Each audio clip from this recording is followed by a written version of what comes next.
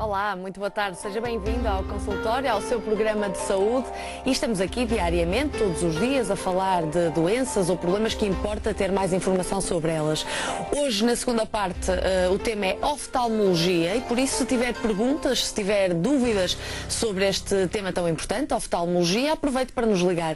É nosso convidado o Dr. Paulo Costa e estará connosco na segunda parte do programa. Aproveita então para ligar, dizia eu, 22953-8525, 22953-8525 ou então o nosso e-mail que está sempre disponível, consultório@portocanal.pt. Estas são as duas únicas formas de entrar em contacto connosco e fazer, por assim dizer, uma consulta em direto e aproveitar para tirar dúvidas com o nosso especialista. Isto será mais à frente na segunda parte, ainda que possa ligar já para garantir que a sua chamada fica já registada. E na primeira parte do programa falamos de doenças reumáticas. E as doenças reumáticas são um grupo de patologias que são muito frequentes a afetar em Portugal e não só, um pouco por todo o mundo. Importa então saber o que são estas doenças reumáticas que têm tanto impacto a nível funcional e até impacto a nível laboral, já que provoca também algum absentismo. E a minha convidada, a doutora Patrícia Pinto, é reumatologista. Está bem disposta, Sra. Doutora? Bem disposta, obrigada. Doutora, o que são então estas doenças reumáticas? As doenças reumáticas é um conjunto de patologias que afetam fundamentalmente todas as estruturas musculoesqueléticas. Com isso quer dizer, afetam as articulações, podem afetar as articulações, os músculos, os ossos. Esse é um grupo muito grande de doenças, então. Um grupo que inclui mais de 100 doenças, sendo que as mais conhecidas da população geral são a vulgar osteoartrose, que de todas é a patologia mais frequente e que aparece sobretudo a partir da idade, portanto é uma doença que vai afetar-nos todos nós. Pode afetar diferentes idades, mas vai afetar todas as pessoas. E depois as doenças que nos são mais queridas como reumatologistas, que são as doenças inflamatórias, as doenças reumáticas inflamatórias, e que a mais conhecida, a mais falada, sobretudo nos últimos anos, é a artrite reumatoide. Obviamente que há um conjunto de outras patologias que são também, que nós chamamos de doenças do tecido conjuntivo ou conectivites, são doenças sistémicas e que desse grupo a mais conhecida, a que se fala mais, a mais divulgada no mundo, até pelas consequências que tem do ponto de vista físico, psicológico, laboral, é o lúpus eritematoso sistémico. Claro que depois neste grupo temos uma série de outras patologias. Depois temos as doenças que afetam fundamentalmente o osso e aí a mais conhecida é claramente a osteoporose. Falamos ontem aqui no programa. Pronto, a osteoporose é uma doença que, em termos de diagnóstico e em termos de monitorização, é fundamental sobretudo para as mulheres, na medida em que é mais diagnosticada, é mais prevalente e que acarreta uma série de consequências graves, nomeadamente as fraturas, e que hoje 2015, é quase inadmissível que essas fraturas não possam ser evitadas, porque temos uma série de fármacos e de medidas preventivas que devemos favorecer. Depois nunca podemos esquecer, dentro das doenças reumáticas, as doenças reumáticas das crianças, que são as artrites juvenis e todas as doenças... Não estão faladas quanto isso? Não estão faladas, são bastante frequentes, não são tratadas em todos os hospitais. Há um conjunto de médicos que se dedicam a reumatologistas e a alguns pediatras, mas sobretudo reumatologistas que se dedicam à reumatologia pediátrica. É um nicho de doentes frequente que nós muitas vezes tentamos a dizer, temos um reumatismo, o reumatismo é dos idosos. É puramente falso. As doenças reumáticas podem ir dos 0 aos 80. Nós hoje dizemos que, eu posso dizer, porque tenho doentes com 100 anos, que os reumatismos vão quase dos 0 aos 100, portanto é uma doença que afeta todos estes grupos etários, sendo que as patologias... E nas crianças, quando se manifestam, é de forma mais grave, menos grave, mais violenta? Obviamente que as doenças reumáticas inflamatórias, das artrites que surgem na idade juvenil ou que surgem na idade, mesmo na primeira e na segunda infância, podem ter um prognóstico pior porque vão iniciar-se mais cedo, claro. Daí que seja fundamental que o diagnóstico seja feito o mais precocemente possível, que o início do tratamento adequado à situação clínica se inicie o mais rapidamente possível. Mas esta medida estende-se a todas as patologias reumáticas e em todas as faixas etárias. Dou-lhe um exemplo muito prático. Se nós temos um idoso que vem à nossa consulta com 70 anos e que tem todas as articulações inflamadas, estão vermelhas, estão quentes, não consegue mexer, obviamente que a dificuldade que ele vai ter na sua vida, do ponto de vista de mobilidade, de se alimentar, de se vestir, é muito comprometido. Da mesma forma que hoje, por exemplo, dou-lhe um exemplo, na semana passada havia um jovem de 18 anos que tinha acabado de entrar na faculdade e vem trazido ao colo pelo pai, porque de facto ele não conseguia mexer-se. Obviamente que isto tem um compromisso para aquele jovem muito grande, funcional. Mas estas doenças, quer dizer, manifestam-se ou tornam-se violentas de um dia para o outro, ou são coisas que se arrastam? Habitualmente o quadro é um quadro rapidamente progressivo. Vamos agora falar de doenças inflamatórias reumáticas, por exemplo, de uma artrite reumatoide. Habitualmente o quadro é uma forma aditiva. Quando dizemos aditivo começa por me doer a primeira articulação da mão, depois vai-me doer o punho e ao mesmo tempo ele fica inchado e progressivamente e em poucos dias posso ficar com todas as articulações afetadas, de tal modo que eu não me consigo mexer, não consigo estudar, não consigo me alimentar, não consigo fazer a minha higiene, ao ponto de um jovem de 18 anos ser trazido ao colo pelo próprio pai. É uma coisa que a nós não nos choca, porque nós estamos habituados a ver, mas para a população choca. Efetivamente, é um jovem que vamos tratar rapidamente e que vamos mudar completamente o panorama. Se há 20 anos nós víamos, e ainda se vê hoje, doentes com artrite reumatoide que, porque não faziam as terapêuticas, não existiam as terapêuticas mais adequadas, e quando nós dizemos mais adequadas são fármacos que modificam a evolução da doença, não é? Sim. Porque vulgarmente uma pessoa tem uma dor numa articulação, então vai em casa, está em casa, tem o seu anti-inflamatório ou tem o seu analgésico, toma e o processo passa. E está correto. Isto é, uma pessoa tem uma dor numa articulação, não vai procurar uma causa para isso. Mas se essa dor se perpetua, se esse quadro se assume com outras articulações, se aparece inflamação e outros sintomas, que podem não ser só nas articulações, obviamente que devem consultar o médico de família. O médico de família referencia o mais rapidamente possível para que esse fenómeno seja orientado. Foi o caso deste jovem, foi orientado muito rapidamente e ele esta semana já o voltei a ver e ele está francamente melhor.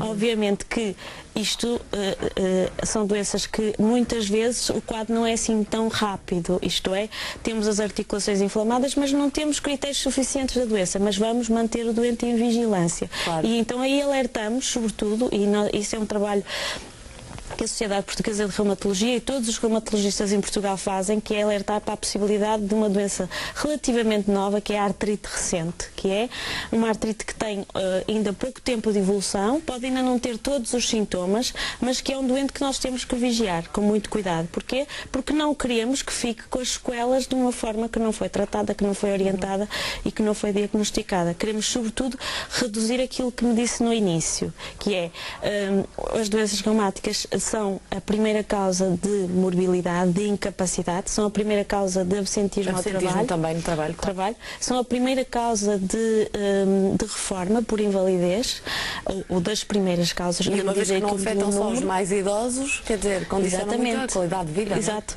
Condicionam a qualidade de vida e condicionam tudo o que isso condiciona, que é condiciona-nos do ponto de vista físico, mas também muito do ponto de vista psicológico, porque obviamente que ter uma doença crónica, quase todas as doenças são crónicas, tirando as infecções, mas é diferente de nós dizermos que tem uma doença crónica que lhe causa incapacidade, que lhe causa limitação. Mas também há estas dores reumáticas que não funcionam assim de forma crónica, pode ser fases mais obviamente, sim. Quando a doença está controlada, há doentes que nós podemos dizer que estão completamente sem doença, estão em remissão. Sim. Portanto, eles têm a doença, não é? A doença é crónica, mas a doença está tratada. Temos doentes que estão em remissão, isto é, sem doença, com fármacos ou sem fármacos. Conseguimos isso. Sim. Agora, o importante nas doenças reumáticas é o diagnóstico e a referenciação rápida. E as causas, doutora? Será a história familiar relevante nestes casos das doenças reumáticas? Sim. Pode estar... a história familiar é muito importante, nomeadamente num grupo de patologias que eu ainda não referi, que são as patologias, as espondiloartropatias. O que é que são isso? É um nome muito difícil, mas no fundo é como se tivéssemos artrite que afeta sobretudo a coluna vertebral. E dentro deste grupo, a espondilite anquilosante, importante é a doença que é o grupo e também a artrite psoriática, que é associada à psoríase, Sim. que é um tema muito falado, mas que pode dar um componente articular e que faz parte desse grupo. E dentro desse grupo das espondiloartropatias há um componente familiar importante. E aí se vir que há várias famílias em que geracionalmente nós vamos encontrando um doente com espondilite, outro doente com outra forma de espondilite. Esta é que tem mais prevalência.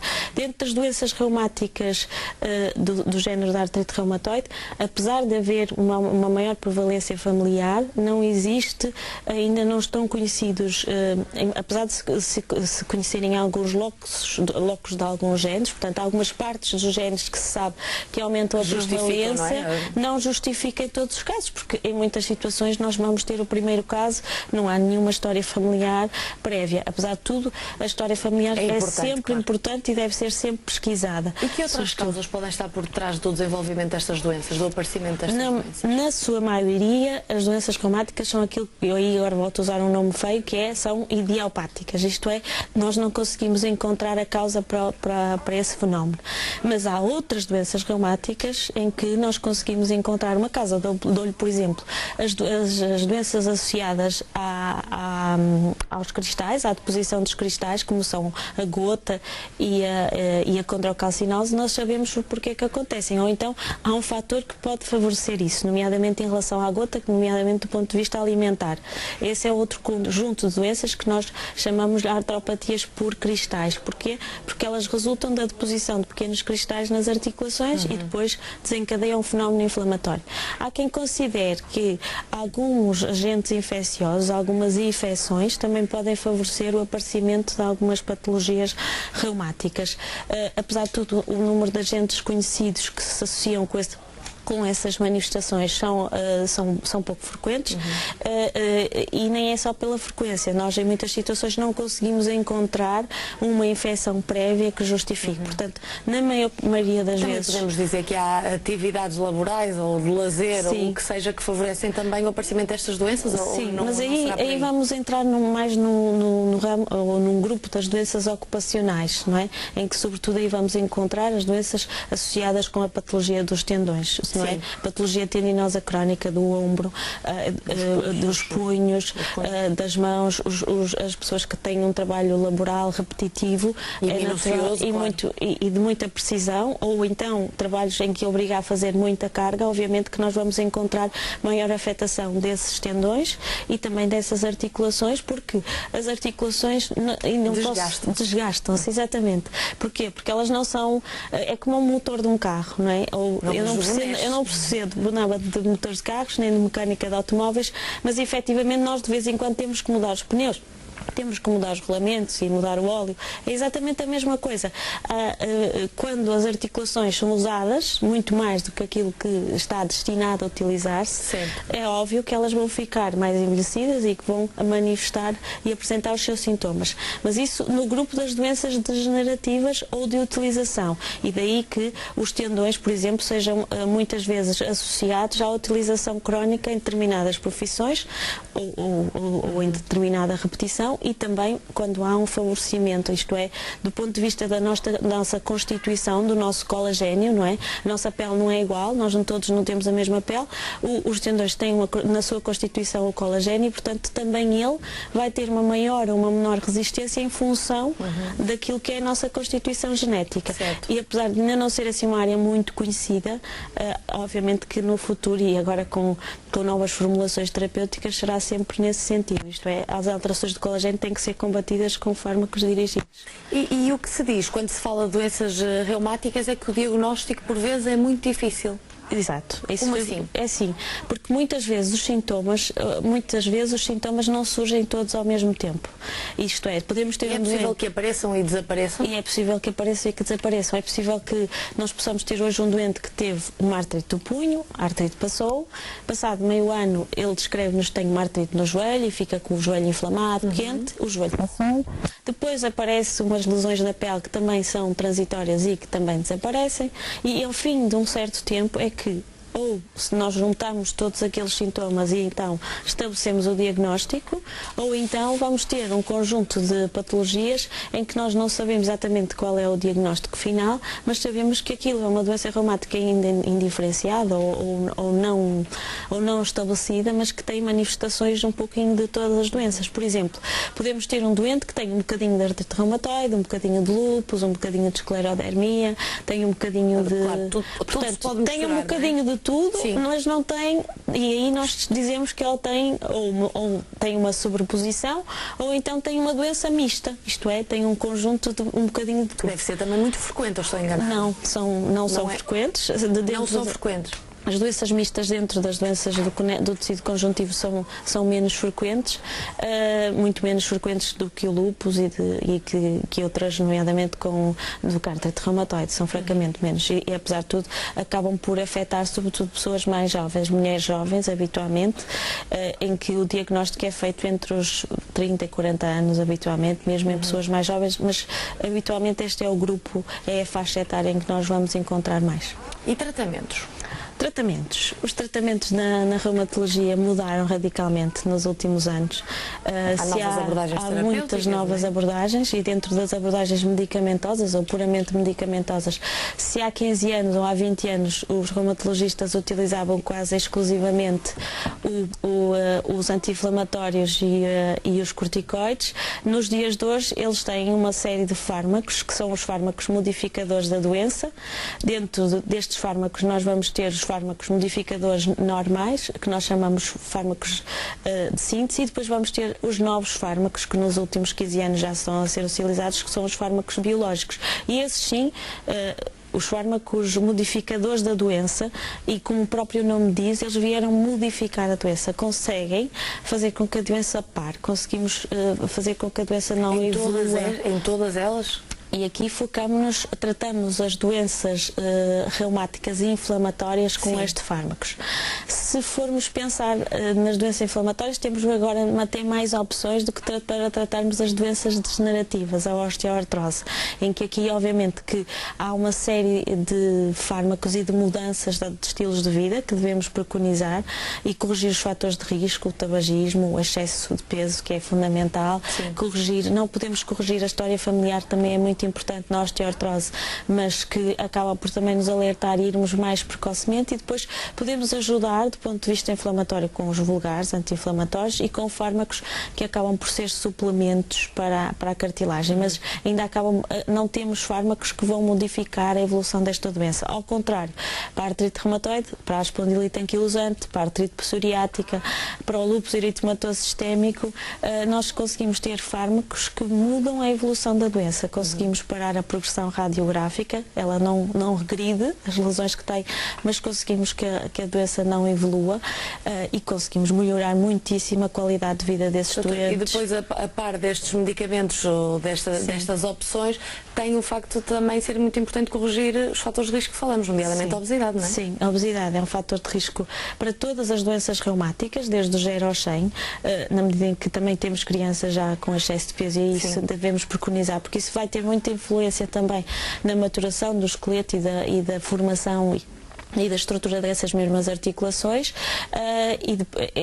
e que devemos preconizar essa correção em todos os doentes de todas as faixas etárias, e porque é a principal causa, é o principal fator de risco para a osteoartrose. Sabemos que se conseguimos que um doente imagina, um doente tem 100 kg, perde 10 kg, sabemos que há uma melhoria em termos de escala da dor sem que houvesse outra modificação em termos terapêuticos. Claro, portanto, é o principal. Depois há outros fatores de risco, como eu já falei, nomeadamente o tabagismo, que também acaba por ser um fator importante, e depois, sobretudo, as correções, isto é, a correção postural, é muito importante, nomeadamente em relação às patologias, às cervicalgias, às lombalgias, às dorsalgias, que são uma causa frequentíssima de motivo muito frequente de consulta e de consumo de meios da medicina familiar e que acabam por condicionar muita limitação e muita dor no dia-a-dia desses doentes e que muitas vezes só pela correção do ponto de vista do exercício físico que os nossos doentes devem fazer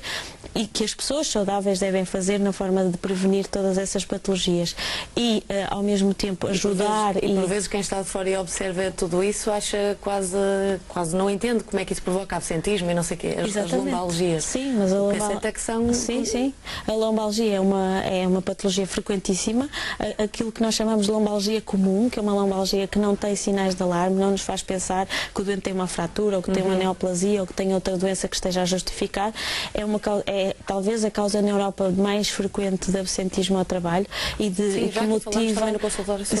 que motiva muitos dias de ausência e acaba por, muitas vezes, com a mudança dos estilos de vida e mudança do ponto de vista postural, indiciar e o doente consegue melhorar muitíssimo, para além de que quase automaticamente e às vezes nós quando fazemos uma receita, eu digo isto muitas vezes e os doentes que são meus doentes sabem isso, eu faço-lhe uma receita, não tem que ser só um fármaco. Pessoas que estão à espera mesmo disso, não é? Sim, mas muitas vezes a informação que nós fazemos e escrevemos numa folha e dizemos esta é a sua prescrição, no sentido vai fazer exercício físico, vai fazer hidroginástica, vai caminhar meia hora em plano, porque vai ajudar, não é?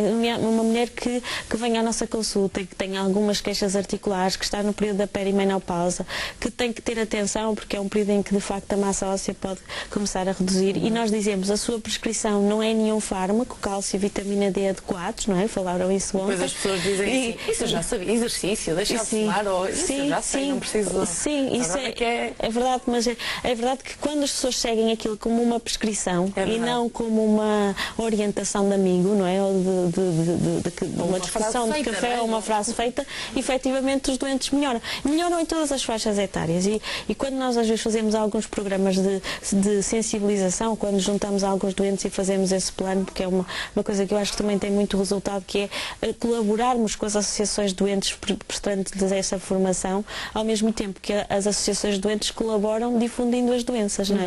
E elas também têm que ser muito apoiadas, porque efetivamente as associações de doentes conhecem a doença profundamente do ponto de vista físico e depois nós apoiamos com o ponto de vista científico e elas acabam por fazer essa articulação.